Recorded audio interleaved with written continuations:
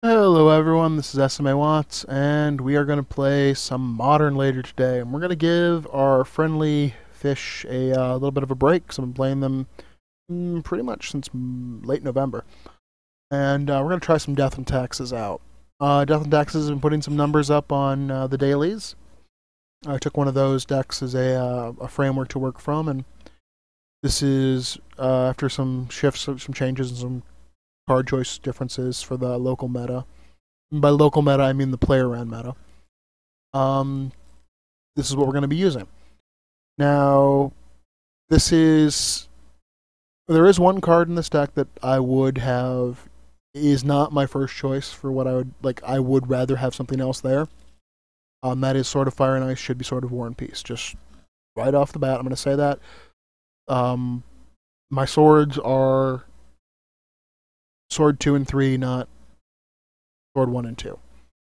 But other than that, let's start with our creature base. We have, as our 1-drops, we only have one 1-drop, which I'm a little sad about, but we also have Æther Vial drop on turn 1 too. So we do have 8 1-drops. It's just we only have one 1-drop creature.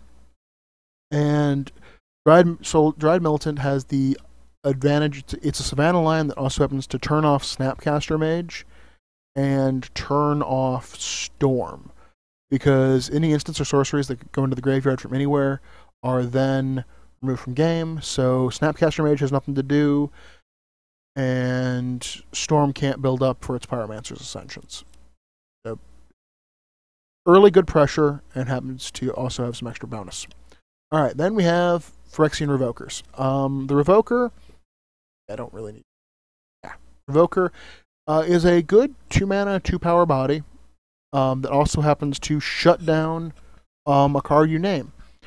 It's good against Pod. It's good against Twin, though less good against Twin without the Vial. You want to Vial it in, and when you, because if you're playing it against Twin, then you basically have to name Kiki-Jiki or Pestermite or Deceiver Exarch.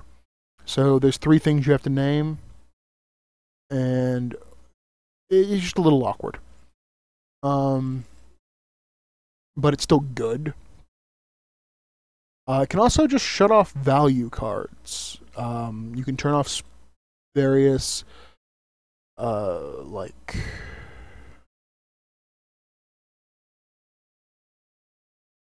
you can turn off against Tron, for instance, you can turn off their, I can't remember what those are called.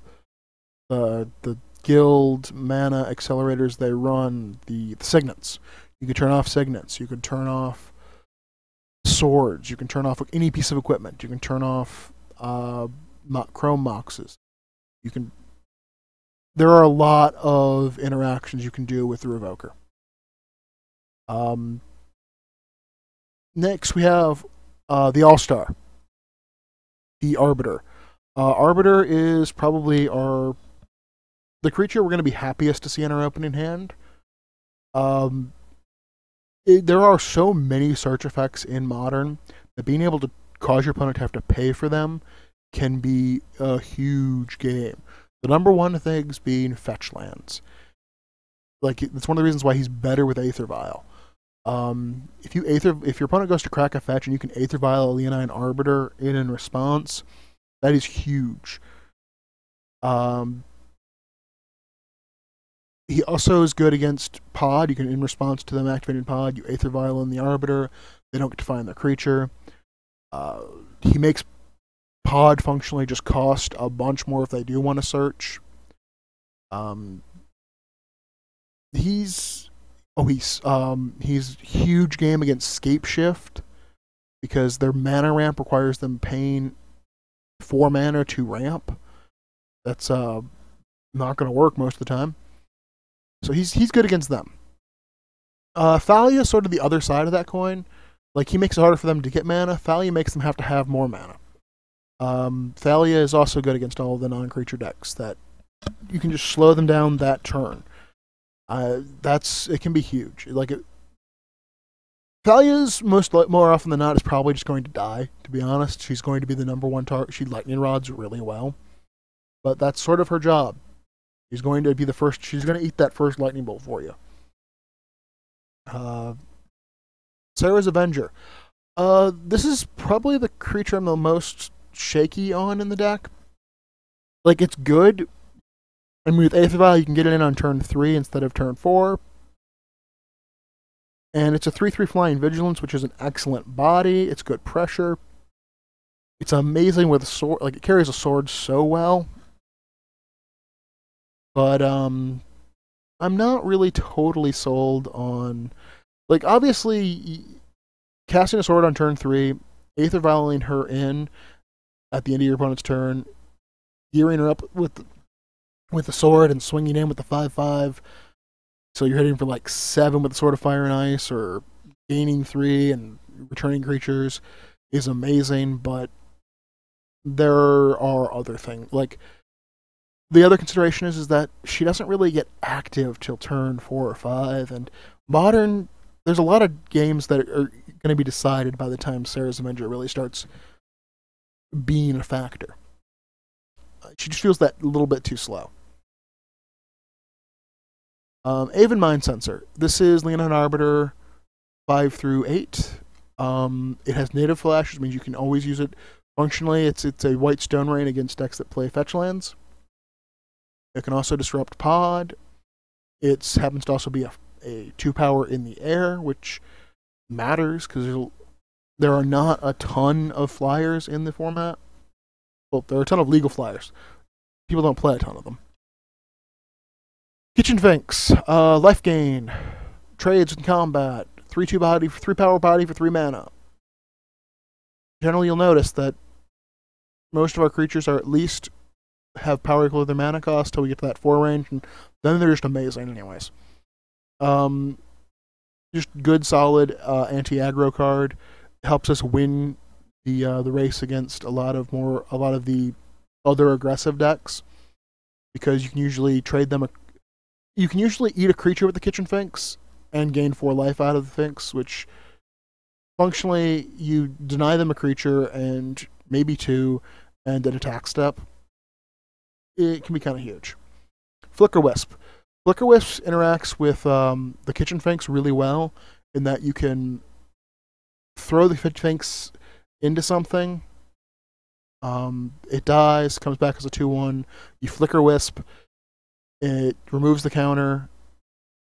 You've already gained 4 life. Now you're at 6, and you're going to gain 8. It also can let you change what the Revoker is named on, which can be good. One of the important ways to play it is to realize that basically if you have nothing else to target, you can always target one of the lands you tapped to give yourself more mana for your opponent's turn, or one of the creatures you've attacked with, so that it can potentially block.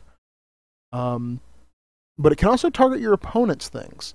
So if, for instance, you want to force your opponent to, if you want something to leave your opponent, something of your opponent's to leave play for a turn, something can be very big. Nothing comes to mind of my opponents that I would necessarily want to not have in play for like a very brief period of time. I guess things like that build up, like if they use like an Arcbound Ravager and you kill an Arcbound Ravager and it gets the counters go somewhere else, or they sack a bunch of stuff to make a big Arcbound Ravager, you can Flickerwisp the Ravager, it comes back in as just its 1/1. So yeah, it's there are things your opponents. There is a lot of options with Flickerwisp. It's a good creature. And I think it's better than most people initially look at it and think. Restoration Angel. I feel like you probably could go for Flickerwisps instead. The interactions are similar. Flickerwisp is a more interactive card, but I think Restoration Angel is more powerful. It can counter removal spells on your guys, and it can also, because it has flash, it is much better at eating your opponent's creatures. And it has that 4 butt, which makes it not lightning boltable. It's a little bit harder to deal with. But overall, I'd say Flickerwisp and Restoration Angel, you probably don't want more than at most 5 in your deck, because you don't want to flicker you don't want to be flickering things that flicker. I mean, that's just silly. You're not gaining any real advantage out of that. You want to be flickering things that'll actually help you. And we're a little light on that already, so you probably don't want a lot of them. But Restoration Angel can be pretty good. Hero of Bladehold. I would say Hero of Bladehold is, out of all of the creatures, the one that you can most easily just win the game by itself. It functionally attacks for 7 because it has Battle Cry, so it makes 2/1/1 white creatures that become 2/1s then. And then the next turn it'll attack for 11.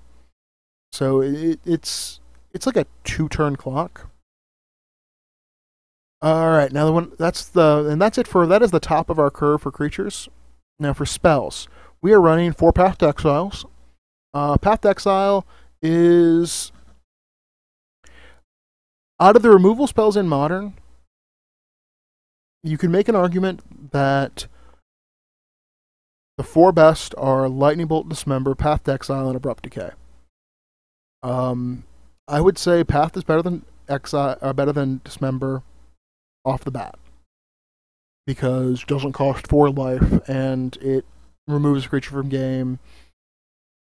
But Dismember is pretty good. I would say it's a better removal spell than Lightning Bolt, but Lightning Bolt has the advantage of being able to go to the dome. And Abrupt Decay is probably the spell that is better than Path. But Abrupt Decay is black and green. We're not playing black and green. We have Path. And there are some things Path deals with that Abrupt Decay can't. Really giant monsters generally tend to be what Path is excellent at. Alright. Æther Vial. Æther Vial is sort of the centerpiece of the deck. This is definitely an Æther Vial deck. It is looking to use Æther Vial to avoid all of its creatures cause your opponent to have to change the way they're playing in different ways. And what's great is Æther Vial lets you be the only one that knows how the game's going to be altered. So you can, at the end of your, it basically means you can play your creatures reactively instead of proactively. And since your creatures change the nature of how the game is going to be played, being able to play them reactively is great. In addition to the fact that you can just flash them in at the end of your opponent's turn and avoid sorcery speed removal. Like, your opponent's going to generally have to deal with... Your opponent doesn't know what's going to be on the board until basically the end of his turn. And that brings us to our swords. Swords are swords. I don't think any of the swords are bad. Like, I'm pretty sure all of the swords are functionally... Like, I'd say all the swords are at least 4-star cards. I mean, very few of them will you ever lose the game. Like, they usually can win you the game on their own, as long as they have someone to carry them. The 2 we're running are Fire and Ice and Light and Shadow. I consider doing Body and Mind instead of Fire and Ice, but I figure the extra damage and the card are probably better than the Wolf, and the incidental mill is very incidental. Like, it can mill your opponent out very quickly, but I think we're going to kill them before we'd mill them out. And some decks get some edge out of being milled, so I thought about it but decided it probably wasn't the best one. It should be War and Peace, because War and Peace does more damage a little bit. Fire and Ice does a lot of damage, though. Like, I think they're not... War and Peace is better, but Fire and Ice is not significantly worse. And I consider... Feast and Famine just doesn't do enough for us. So that's why we're running Light and Shadow and Fire and Ice. It should be Light and Shadow and War and Peace. But really, War and Peace would just be for the protection from white. And then our lands. Well, we have 12 planes which cast our white spells. 4 Ghost Quarters because they get turned into strip mines by the Arbiter. 2 Tech Edges because they're also good for removing lands and crippling the shaky mana bases of Modern. The Flagstones are really there just because they have they have a very low downside. and a very minor potential upside. Same thing with the castle. I mean, these are both basically planes that have a minor upside. In case they're occasionally better than a planes. That's really what it comes down to. Our sideboard. We have a third Revoker in our sideboard for the matchups where Revoker is good. For Junk, Jund, the Rock, and other mid-rangey decks where that are going to be playing black and green, we have Mirroring Crusader because he is big game against them. For Infect and a couple of other decks where we need more removal, we have Dismembers in our sideboard, but mostly for Infect. Infect's been kind of rearing its head lately. Also, there's a couple other decks I'd bring it in against, but Infect's the main one. Stony Silence. Stony Silence is pretty good. It turns out it's good against Tron, and it's mostly there for Tron, and a little bit for robots, but it shuts off Tron's everything. Like, really at that point, Tron has like Urza and like Wormcoil Engine to win them the game, and maybe an Emrakul. Rest in Peace is good against graveyard interaction strategies. I mean, that's really what it comes down to. If our opponent's doing graveyardy stuff, I want Rest in Peace. And Suppression Field. Suppression Field is probably the card I'm going to sideboard in the most, because the decks where you want Suppression Field, it's really good.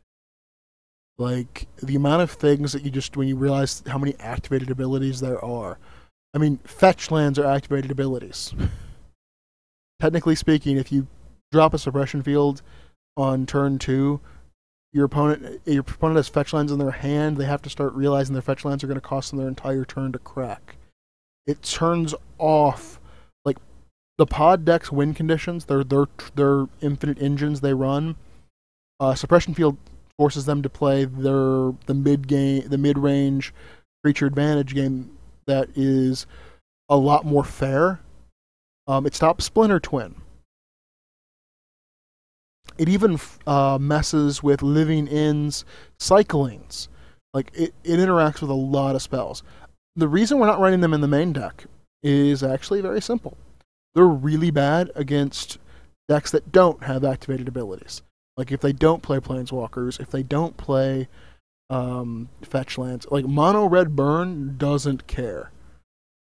We actually very little care, because really the only thing we have that's an activated ability, our land destruction, our swords, and our Æther Vials are the only things that have activated abilities. Everything else is static abilities for us. But yeah, so the decks that don't care, this is just a completely dead card. That's why it's not in the main deck. So that's going to be our, that's the deck tech. I hope you found it informative. And I hope you'll watch the tournament. Thank you.